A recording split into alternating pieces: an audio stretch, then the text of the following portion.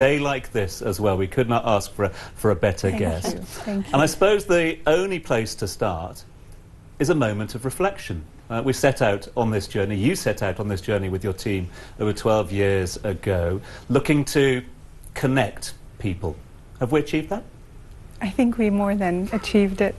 But certainly when we first began this journey, it actually feels like yesterday, 12 years ago. We didn't imagine it would be truly such a flagship event. I mean, I look outside and I see the hundreds of thousands of people that have come through, the students, countries from all around the world present, their businesses, their government leaders.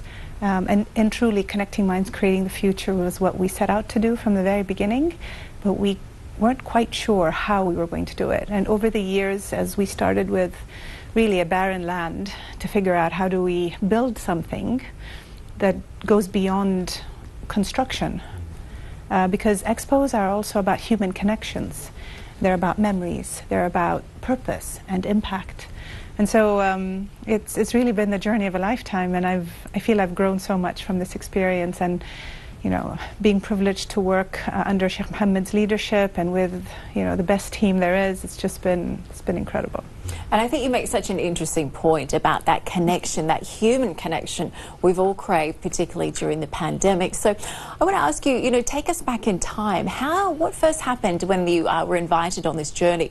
Was it a phone call or a meeting? How did you first hear about the opportunity of Dubai hosting this incredible expo? Well, it was a phone call where I was tasked by His Highness Sheikh Mohammed to look into this and see how the UAE would position Dubai as the city to host this incredible platform. And that was way back in 2011.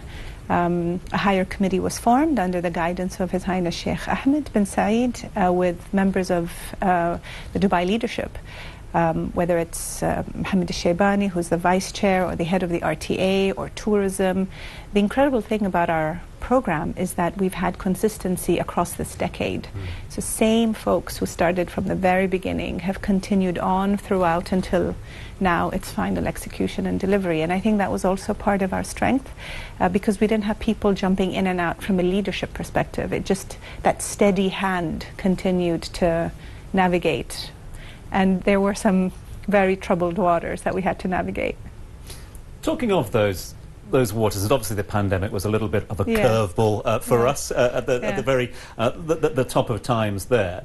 But again, has Expo 2020 Dubai, maybe I'm over again this a little bit, but has it come to sort of symbolise that need for collaboration during testing times? I mean, it is the symbol that I think will most be remembered for human solidarity and for dignity as well, because if you look at the representation of the 192 countries, they're represented in equal footing, or rather on an equal footing, and in an incredibly dignified manner, in a very apolitical platform, despite the challenges that we're facing in the world today.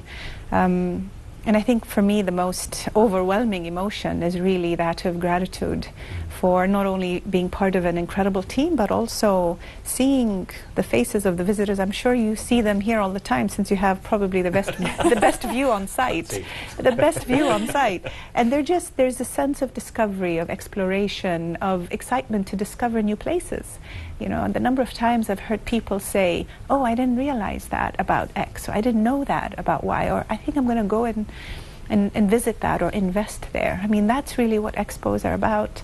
And I think after 182 days, we are maybe an hour away from our closing ceremony, that sense of gratitude and humility to our visitors is just really, really special. And the fact that it's the first time that every single country has had its own pavilion is truly remarkable. I know the UAE stepped in to help some pavilions, some of the poorer nations, which really is unheard of. And I think Expo is about that legacy, particularly when we look at the Expo Live program. How important was it to also have that running alongside this huge event, the opportunity to support communities all over the world, to leave that lasting impact? Yeah, Katie, it was heart and center of why we did this in the way that we have.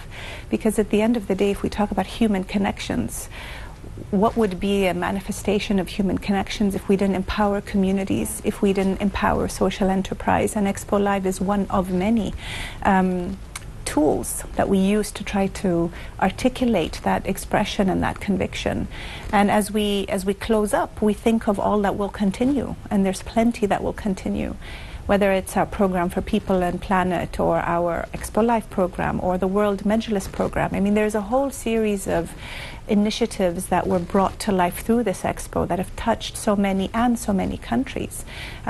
That will probably be part of how we continue to unravel the depth and magic of what the city of Dubai has.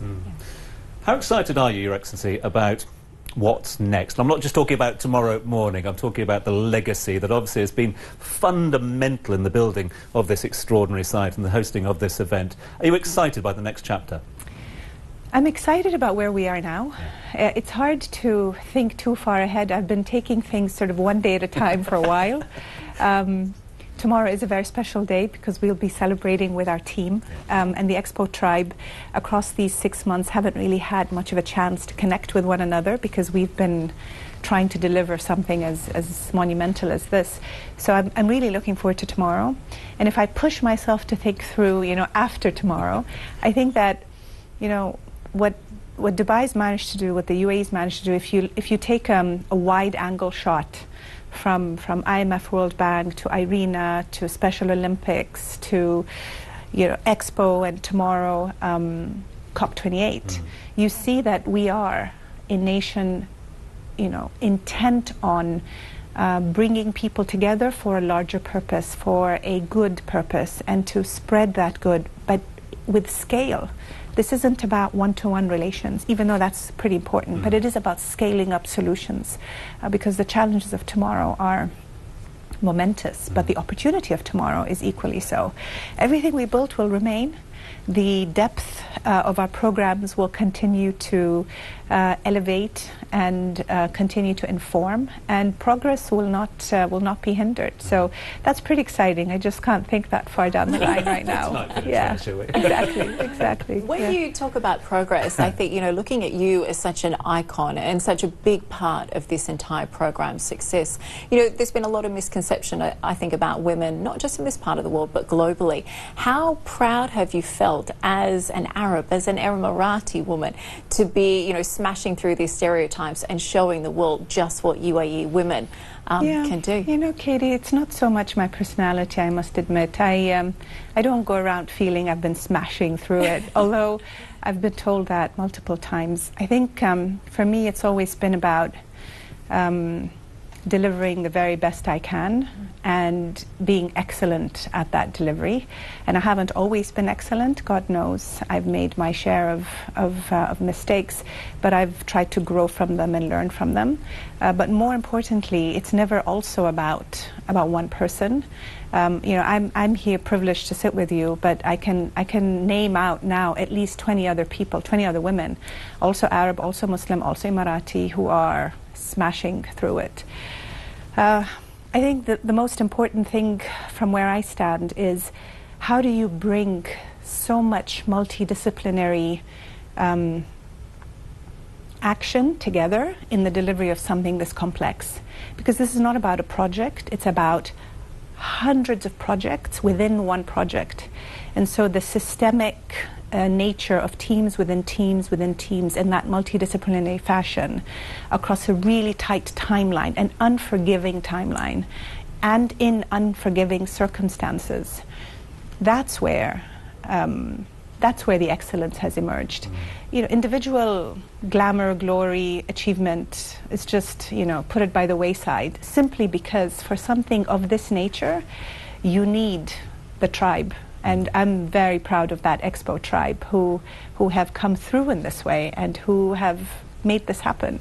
And the tribe really also includes, I was sitting today with a bunch of folks from the security and police team. Can you imagine hosting 380,000 people without our incredible, impeccable Dubai police force?